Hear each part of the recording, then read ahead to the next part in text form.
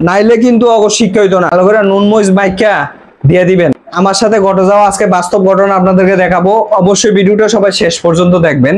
আজকে থেকে 3-4 দিন আগে, হয়তো কালকে এই ঘটনা আপনার সাথে ঘটতে পারে।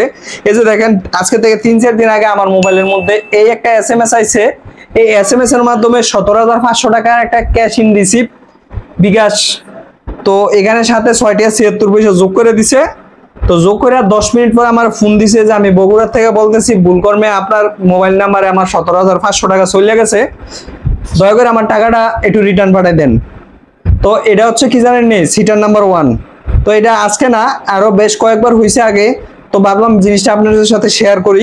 এই ধরনের সমস্যা আপনারও হইতে পারে, অবশ্যই সচেতন থাকবেন এবং ভিডিওটা দেখে অন্যকে দেখার সুযোগ করে দিবেন। তো এখনো কিন্তু বহু মানুষ আছে যে জানে না যে এই ধরনের সমস্যা কি। আজকে এই সচেতন করার উদ্দেশ্য হচ্ছে, আপনার মোবাইলে ধরে এই ধরনের কোনো ধরনের সিটারি মেসেজ আইয়ে, তাইলে কিন্তু অবশ্যই আগে আপনার বিকাশের ব্যালেন্সটা চেক করতে হইব।